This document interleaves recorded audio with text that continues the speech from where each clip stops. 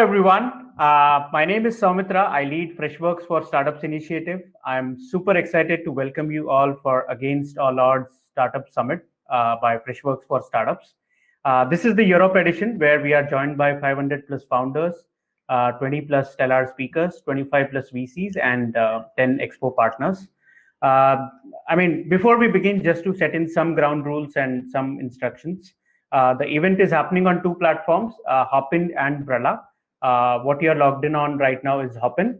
There are a couple of sections on your left-hand side. Reception area, it's like a general event area for any event that you attend. So all the agenda, scheduling, relevant information would be there. Below that is main stage, and all the main keynotes of the day. We have 4 keynotes lined up for you throughout the day. Next up is sessions section, where all the breakouts, all the thought leadership sessions, frameworks would be happening. Networking wise, we have given you 2 options. One is on Hopin, which is a random chat roulette, where it's like a speed dating where you would be connecting with different people and you can talk to them. The second option is Brella, where all the structured networking is happening, and you will get 10-minute slots to speak to VCs, pitch your startup, and so on, and meet fellow founders, of course. Lastly, the expo area, we have some interesting partners lined up. They are not here to sell. It's more of a value add for you to the summit. So have a look at that as you get time. So yeah, we have a power pack day, guys, lined up for you, and I hope that you join us throughout the day. Do make sure to tweet using Against All Odds and give us a shout out on different social media platforms, and we would love to hear from you. Now, without any further ado, let me welcome man of the hour, Sacha Michaud, co-founder at Glovo, for our very first keynote of the day. And I also have Abhishek Somani, Senior Director at Freshworks Europe, who will be going on a fireside chat with Sacha. So one small instruction, so keep adding your questions in the chat section, in the stage section of the Hopin, and we will try to take it up towards the end. All right. I hope you guys enjoy and have a good time. Abhishek, over to you. Thank you so much, Soumitra, and welcome to everyone joining from all parts of the world. So I'd say good morning, good afternoon, good evening. It's an absolute pleasure to have Sacha on stage with me here, and many thanks, Sacha, for taking time out from your busy schedule to be with us and our audience. I'm just going to give a very, very quick introduction to Sacha, a little bit about Glovo, and then hand off to him, and then we'll get right in. Sacha is a very successful entrepreneur with more than 20 years of experience, especially in the online sector in Spain. He has extensive experience building many successful companies, started his first company at the age of 25. Back in the year 97, he founded LatinRed, which was one of the largest providers of internet services in Spanish, sold it to Star Media a couple of years later. And during this career, he's built companies like Inlander, which was sold in 2000, Binaria, a successful digital communications agency, and Transferred, an online translation company. So I think he has a fantastic background and experience, and I'm sure he'll share some of his own war wounds in building these businesses. Towards the end of 2014, Sacha, after 9 years of leading Betfair in Iberia, joined up with Oscar Pierre to create Glovo. So that's a little bit of an intro to Sacha. From a Glovo perspective, I guess it needs no introduction. I'll give a very quick background to Glovo. Founded in Barcelona, as I said, with Sacha and Oscar Pierre. It's really successfully executing its vision of delivery as a service, on-demand delivery, and really building a multi-category lifestyle app, with food becoming and remaining a very big popular service, and then building on top of that service. It operates in 20 plus countries, has 7.3 million active customers, delivered through almost 50,000 plus 50,000 local shops and restaurants, and really transacting $100 million orders annually. And as Sacha so endearingly calls his colleagues, it's a team of 1,700 very proud Glovers, and this is really what the Glovo story is all about. So many thanks, Sacha, again. And just want to say if there's anything you'd like to add to both yourself as well as Glovo, otherwise we'll get right stuck in. Well, first of all, thanks. Delighted to be here. Thanks for the invitation. And absolutely, no, I don't want to talk any more about me, or at least not about me. I think you've covered it quite well. So I think we can just kick on with the chat and see where it takes us. Wonderful. So let me start off with an interesting one, Sacha. I think you know, or might know if they've looked at your Twitter feed, you are an ex-jockey, right? So it's a very, very interesting transition from being a jockey to moving into tech and then building these companies. And I almost warned you before when we were on backstage, is you know, a jockey sometimes is someone who throws his heart over the fence and then goes over to catch it, right? So tell us a little bit about that transition from being a jockey into the big bad world of tech and startups, and how did entrepreneurship come about for you?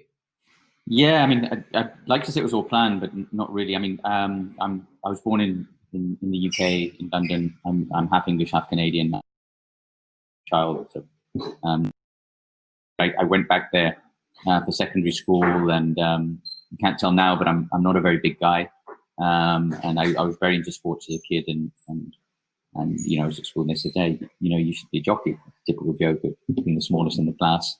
And actually, I had one of my grandfather's friends was a racehorse trainer. So at 14, I went to speak to him, and he said, yeah, just, I mean, you know, when you're 16, come and pay me a visit, and we'll see. And lucky I still stay small. Now it's not so lucky that I'm not in the jockey business, but and I started working when I was 16. I left home and started racing pretty much almost straight away in the UK.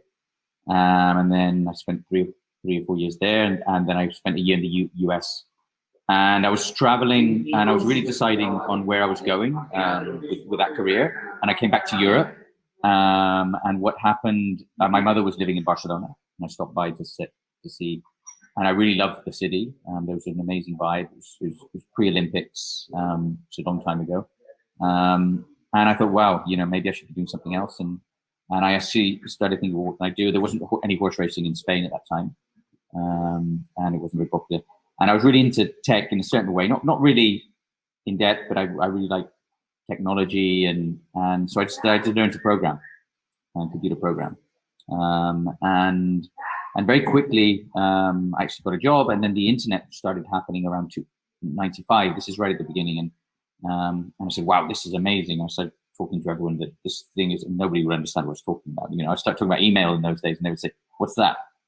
There's still faxes going around. And I set up a little company, and it just started going really well. And that's really how I got into from tech.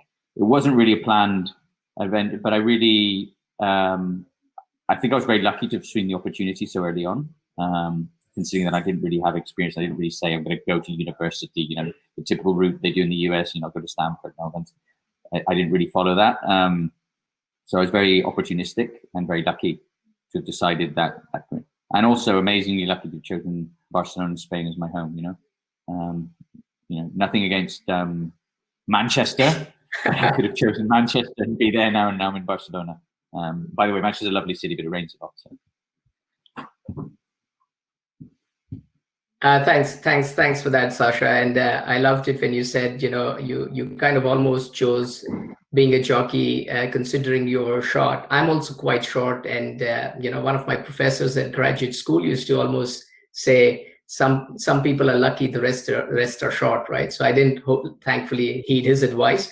But let's kind of move on to the next question, and it's quite interesting for a lot of our founders who are listening in.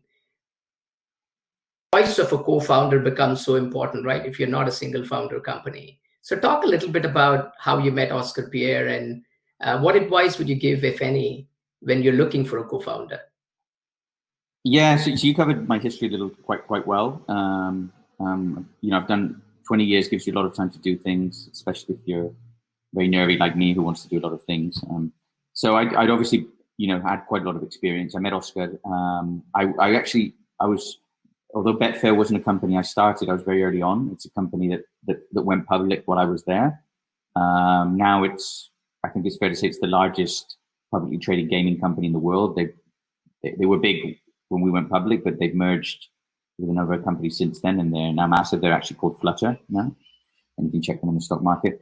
And I learned an amazing, and that because by going back to I learned to program, I set up a tech company, and I set up a hosting company. You didn't mention, but it was a company set up was quite well, and we also sold, which was called servers.com in Spanish, servidores.com, which is one of the early hosting companies in Spain.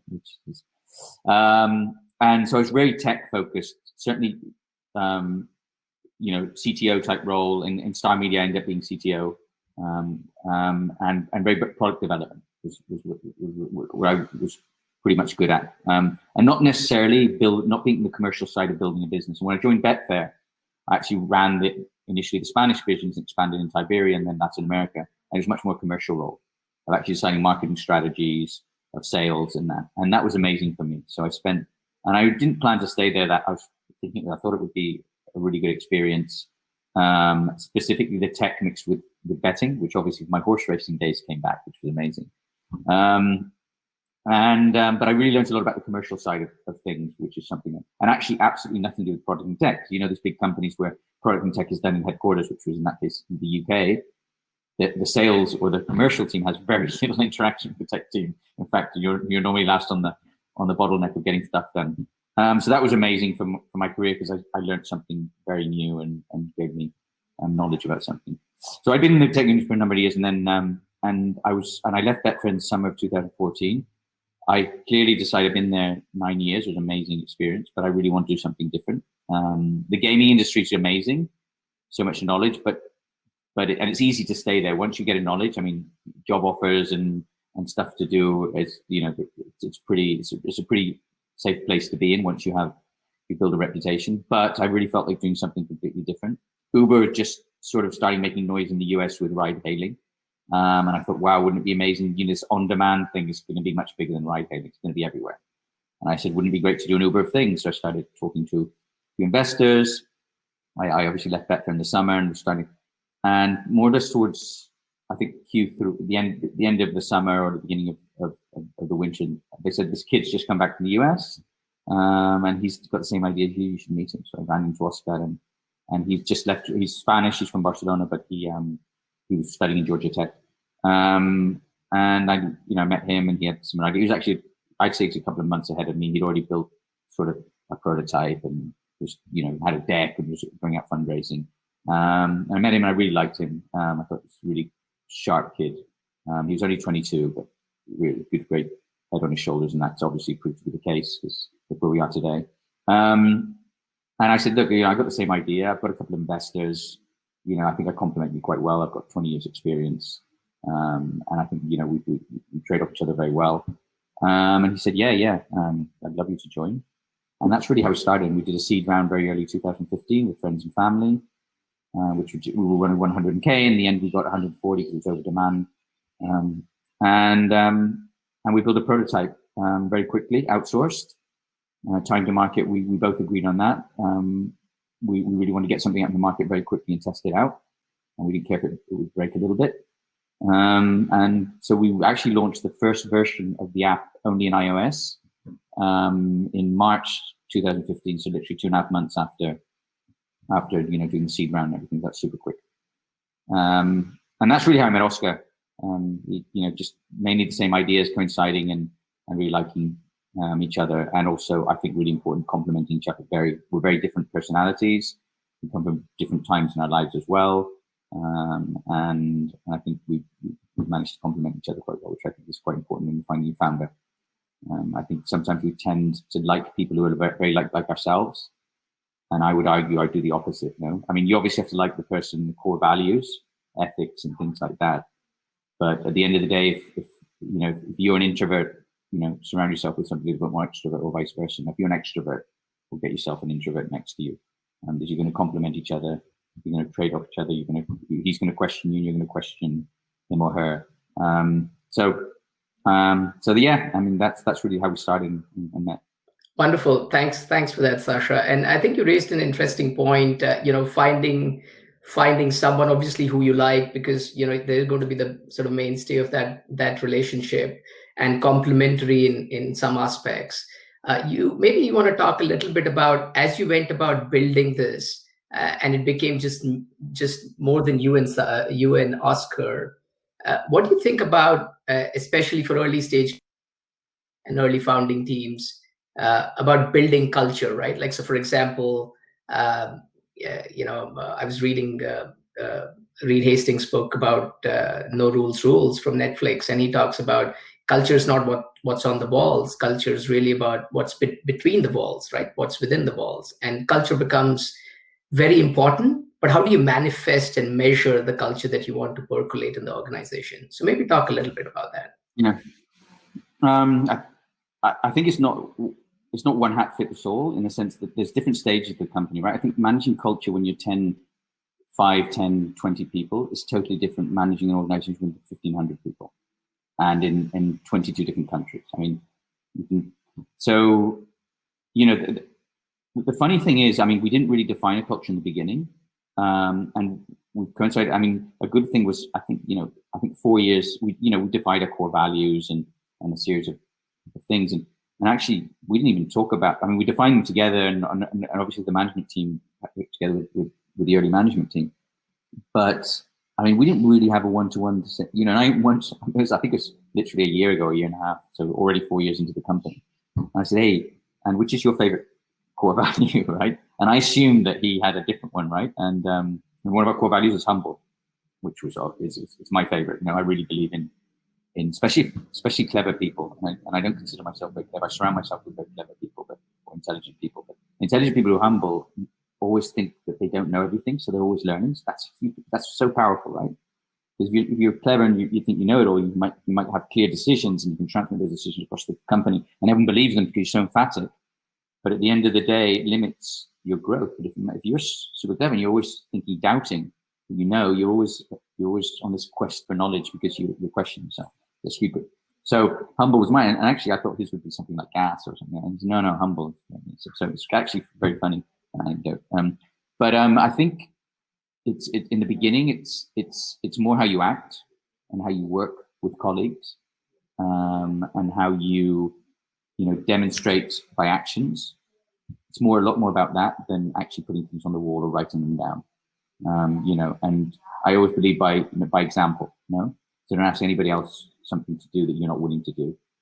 And I think that, and then the management team. So I jump into year 2 or year 2.5, when we start having a little bit of capital where we can actually, and a bit of brand where you can actually really start attracting high level managers. So at the beginning of a startup, you're getting going, and you can't really build a senior management team because they're maybe in a project that's got probably a lot more possibilities of being successful. They're in so they can pick and choose their projects, right? So if you're an early startup in Barcelona, getting some traction, making a little buzz, but it might not be enough to bring these senior people. So we slowly built management. I think one of the good things has been that we definitely focused the hiring on culture. I think, in my opinion, culture beats knowledge, 10 to 1. Passion, drive, everything, intelligence. I mean, you'll pick up the knowledge.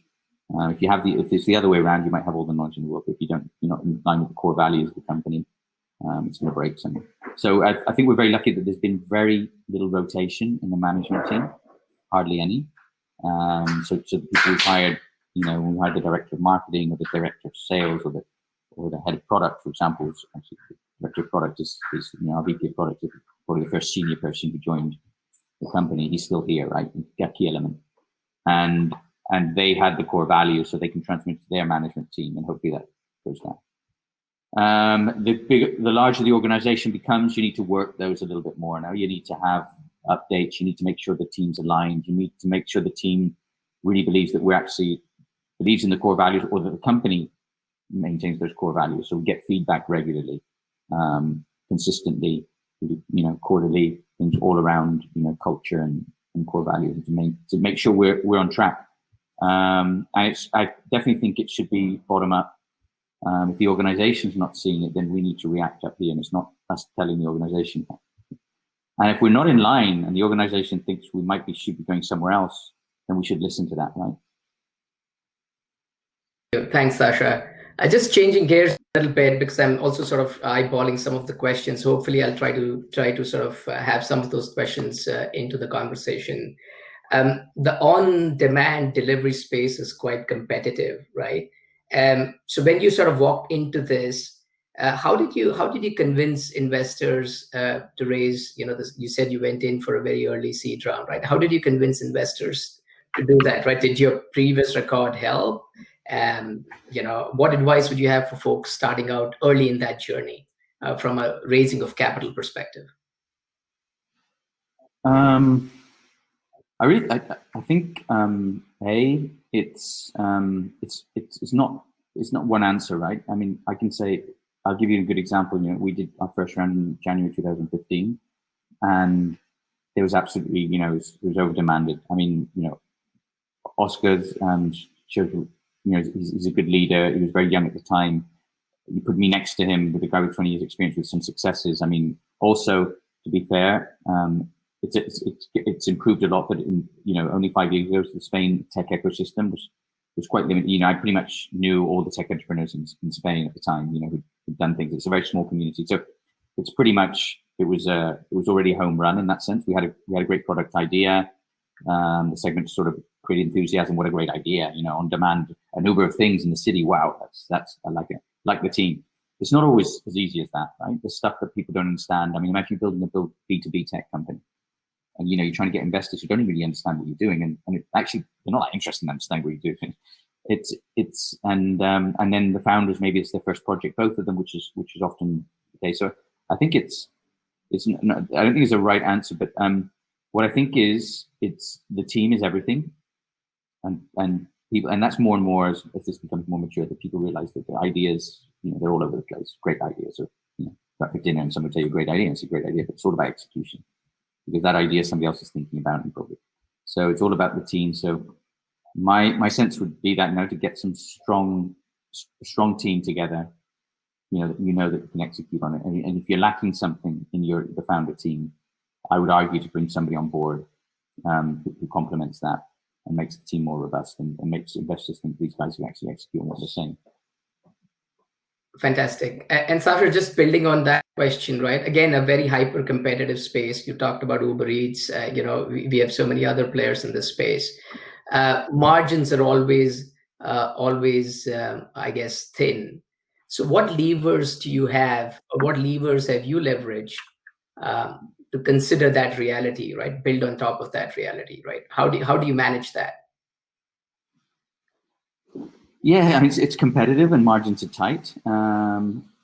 They're not as tight as people think. I mean, it is tight margins. It's high volume and small margin business, but at the end of the day, what's actually more difficult is the competitive aspect of the market. So you have, and I think to a certain extent, on demand has been affected by companies having a lot of cash, having extreme, massive world domination ambitions, and actually thinking they can just, win markets just by getting the checkbook out.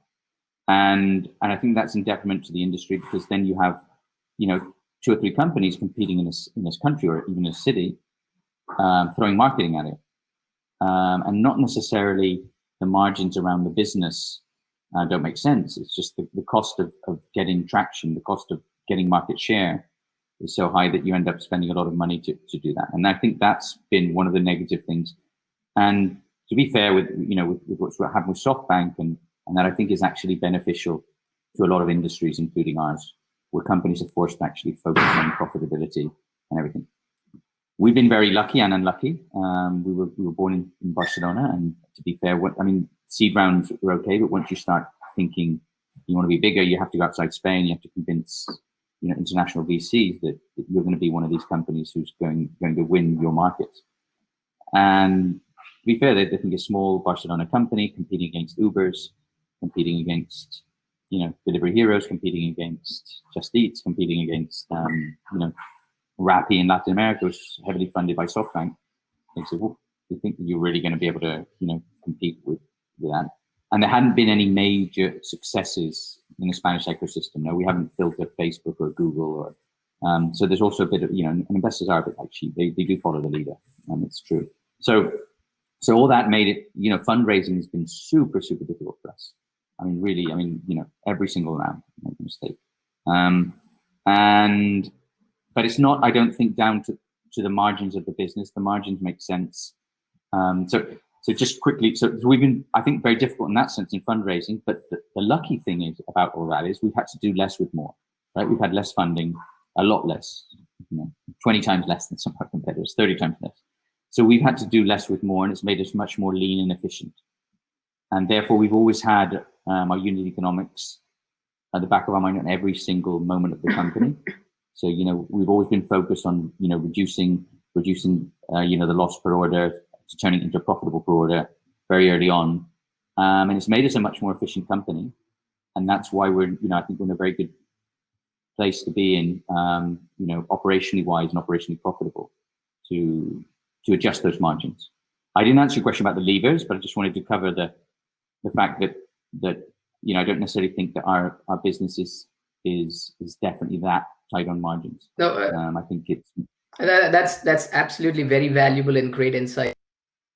Building on that question, you talked a little bit about efficiency in a consolidating market or a competitive market, right? I mean, this is straight off the press, right? You guys, your Latin American operations, you've had a transaction with Delivery Hero. The news just came out on TechCrunch in the last few hours.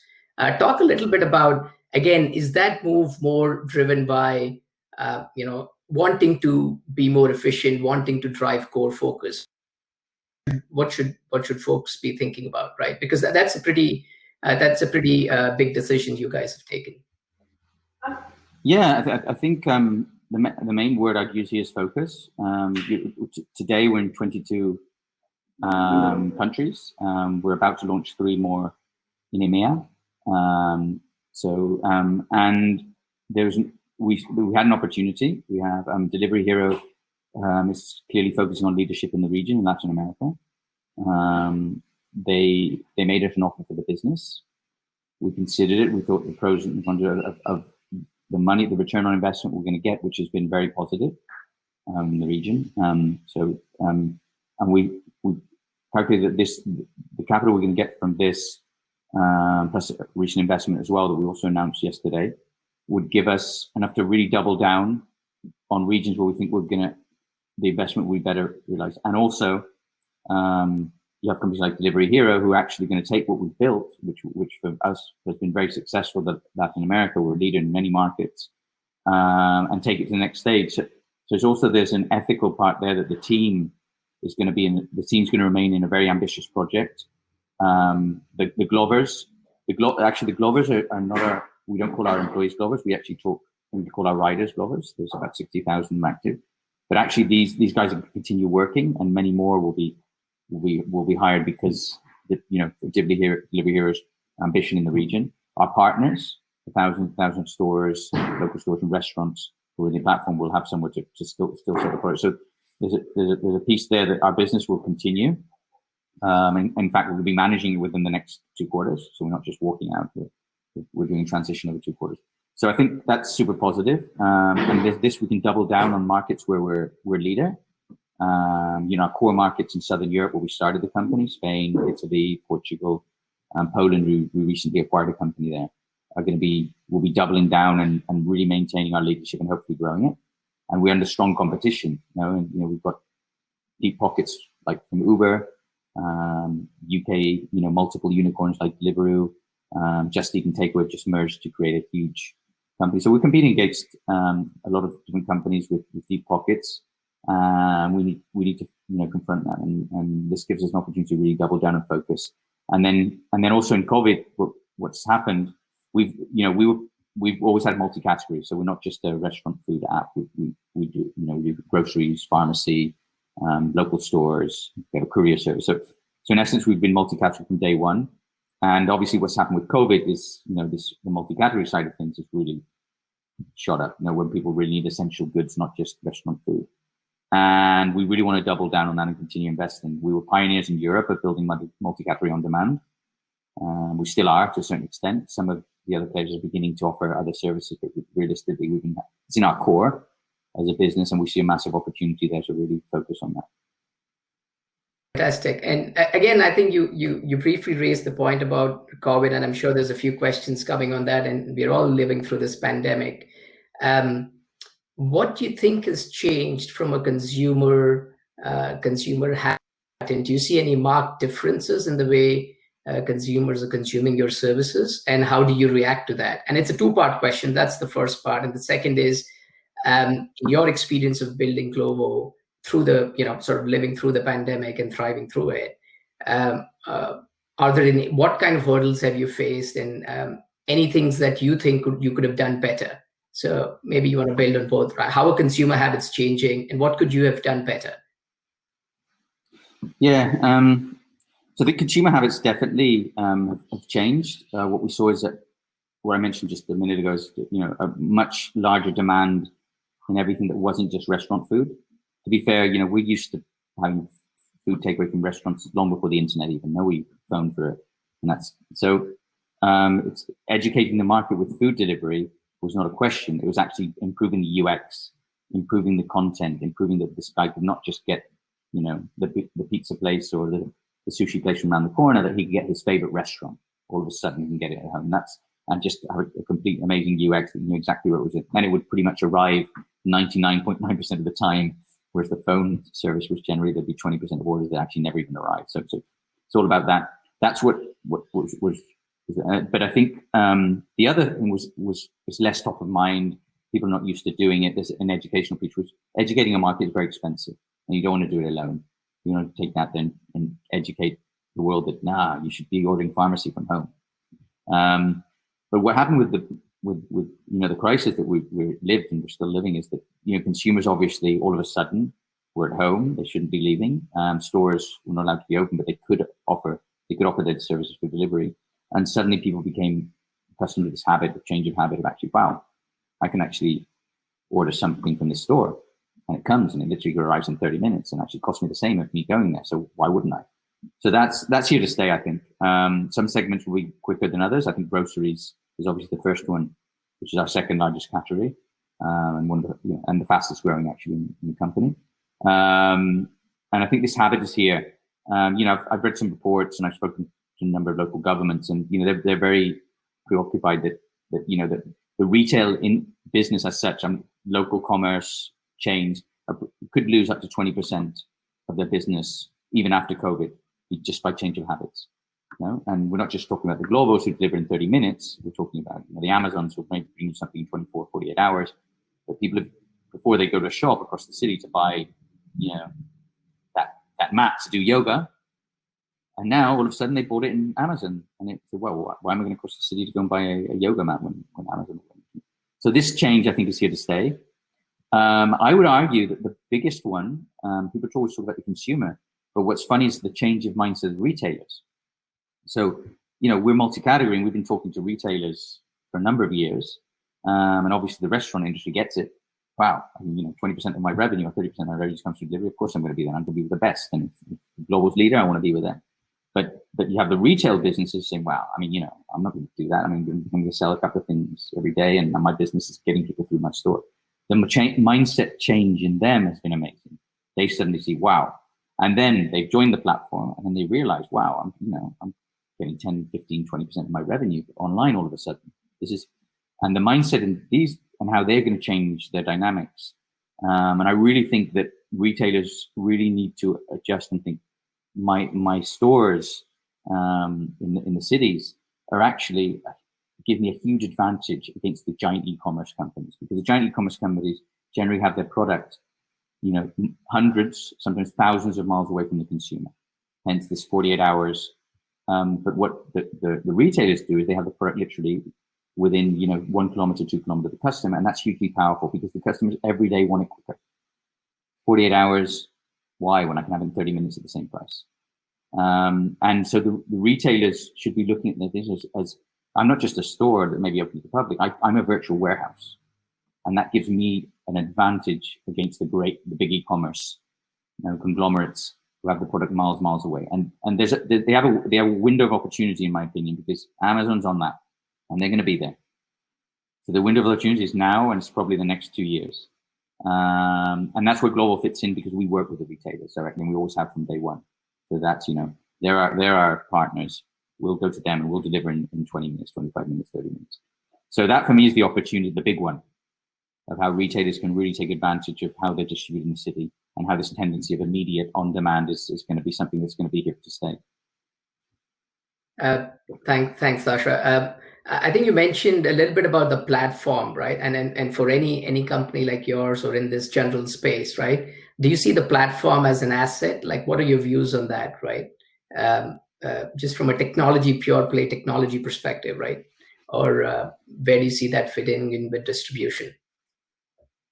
Yeah, absolutely. It's our most valuable asset as a company. I mean, apart from maybe the people who work in the company, but our platform is without doubt, and I think it's the mix between the technology, obviously some core, but actually the fact that we're in a unique position that in some cities we literally have hundreds and hundreds, sometimes thousands of Glovers, delivery guys available to make orders.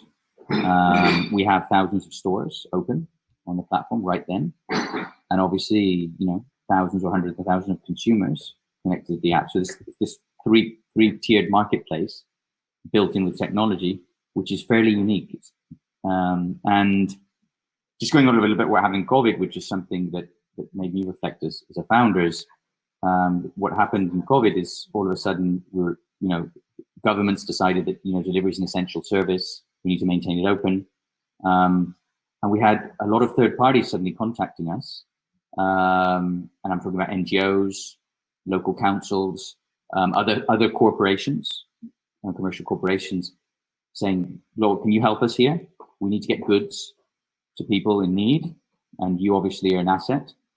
We had, from insurance companies, Zurich, for example, is a big multinational who really wanted to do a lot of initiatives in COVID, but at the end of the day, they sell insurance. I mean, their impact right then and there is quite limited.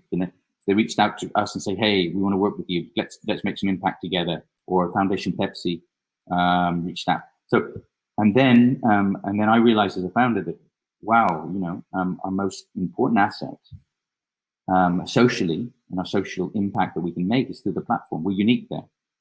So we should be using this platform for social good, not just in a crisis, not just when we have a COVID. I should have been doing it before, by the way, so that's my bad. But the wake-up call was COVID, so we're going to be doing this afterwards. And we're going to define a business unit, which is specifically to offer a platform for social needs. And, with some clear company KPIs on what percentage of orders should be for social needs, and work with third parties to build that out. And that's where we realized that. And I think, we have a huge opportunity with the size the company's getting, that if we can just have an X% of our orders for socials, that's a massive impact. And try and work with third parties to enable.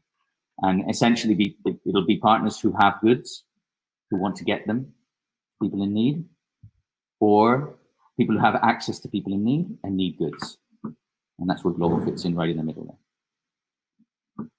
And the projects, and by the way, the project's called Glovo Access. These can connect to glovoaccess.com, and we've got a list of all the projects we did during COVID, which we didn't really have a team to do that. All this was really on dynamic, and as it evolved. So the team that wasn't really focused on this and did an amazing amount of projects and an amazing amount of capital invested in that, both by ourselves but third parties above all, investing to get and across all our regions and countries. So I'm very proud of what we did, but where it's putting us to build a framework to actually do it always. It should always be on. Yes. This is fascinating, Sacha. I also managed to check Glovo Access. Really, really nice way to sort of tie the social aspect to being good and doing good. I think zooming out a little bit, someone said that creating opportunities like creating serendipity, right? And Oprah Winfrey talks about, luck is really preparation meeting opportunity. So when you're building and walking into the deep dark woods, right, as any entrepreneur does, right? Do you think luck plays a part in all of this? And what's your take on it? Yeah, I just believe in luck. I also believe in the harder you work, the luckier you get. So I believe firmly in, cause effect. So, I think if you're positive, if you're optimistic, if you keep pushing things, if you keep going for them, then luck is more likely to happen than if you. So I think you can make it happen, but absolutely, COVID, to be fairly humble and COVID, started off in China, and the Chinese government made a call, and at the end, politicians can make calls, and sometimes they're wrong, and they're right. Not simple as it, but they actually made a call that actually people should stay at home, but delivery services are essential, and will allow that. Now, they could have easily said no, delivery services are also a risk, and actually will prohibit that as well, and we'll look for some other mechanism to get goods to people. And what probably would have happened is Europe probably would have copied China, right? Italy, which is one of our largest markets, was most impacted in Europe early on. And Italy saw what happened in China, and they allowed delivery service in it. So we could be having a very different conversation about COVID if it went the other way. And we obviously informed, and our job is to let governments know how we operate and why it's important to maintain delivery service, and we'll get our message out. But at the end of the day, it's their decision, and they have a lot of inputs from different sides. So that's a good example of maybe luck. I wouldn't like to, but we're very fortunate because many of our partners who we work with hand in hand, thousand partners, many had to close down, literally close down. And then they confronted with, do I put people just for delivery? Is that going to bring me enough income to pay those bills? Had a series of questions. They were much more effective than us. So thank you. I definitely believe in luck. I believe you can push it in the right way. But yeah, and I personally think I've been very lucky with a lot of things in my life without that. Fantastic, Sacha. I'm conscious of the time. We have 3 more minutes. Should we jump on to the questions and then do a quick wrap up? I think you partly answered this question, but I'm going to sort of build on the question. It says, how did you develop the technology? Did you outsource? I think you mentioned you did outsource, or did you give it equity? So maybe I think a lot of founders are talking about, hey, should we or shouldn't we? And should we develop our MVP ourselves, because technology platform is key? So maybe I definitely think time to market kills perfection. I think that's one of the big well, just quickly answer the question. I covered it. Yes, we outsourced the first version. We actually outsourced the first version thinking it was going to be amazing and scalable and everything. A bit naive, especially on my part, who's seen tech as well beforehand, but literally in the end we realized it was an MVP, because when we started hiring our own engineers, they said we have to rebuild all this but actually it was a very good decision. Now, we got in the market very early, and we got traction. People said, what an amazing idea, what amazing, and things didn't necessarily work perfectly, but we got out there and we learned very quickly, and we adjusted and everything. And I think that's one of the big mistakes by a lot of companies, who are trying to do things very perfectly at the beginning. And remember, what you build in the beginning, our business today has very little to do with what it did in the beginning of 2015. So to build technology in 2015 for our vision today is crazy. It's a mistake. We would have spent 8 months building something instead of a couple of months. So we'd never probably gone to the market, and our competitors would have come into the market and already taken much of it. So I think that is probably one of the big reasons. And you'd think, there's a lot of talk about, big traditional, maybe we're traditional, but multinationals who've tried to build startups, who've tried to build things within their organizations to make, to compete against upcoming startups. And to be fair, I don't really know one that's been successful. And I think one of the main reasons is not because they don't have talented people. They have super talented people, these companies, and frankly, probably the most exhaustive interview processes you could probably, but actually their mindset is on scalability and vision. I don't want to build something that is not going to handle those million orders I'm going to have in 3 years' time. So they go and try and be perfect and everything with a long-term vision, and they've already lost the opportunity. Somebody else has come and built something, and they've already got market share, and they're already playing catch-up. So they're probably on the 5th layer of where the company should be. They're starting right at the end, with a mindset right at the end, when startups are all about growth hacking, getting it out there, testing it, learning. And you learn so much stuff with even a funky app that probably works out. You learn more than that, and then you can rebuild the next version much better. So without doubt, time to market is the key element in what we're in the space. And then, another one would be, try and get we didn't, but I had a lot of tech experience, but, try and get a tech guy in there with that mindset as one of your founders. And then, this guy can almost build the first version, and that'll get you out there even quicker than having to hire a bunch of people. Thank you, Sacha. I'm conscious we're just 1 minute over, so I'm being given the cue to pause. There's a few more questions, but I think we're going to have to pause. So I started with a jockey quote and jockey analogy, so I'm going to end with one. Horses and jockeying is a little bit about galloping with your lungs, persevering with your heart, and winning with character. And nothing else typifies it better than being in a startup, building a startup, jockeying for a startup, and making it successful. So many thanks, Sacha, for your time. Really, really appreciate it. Warm thank you from Team Freshworks, from all our sponsors and partners. And it's been really fascinating and really solid advice here. Thank you.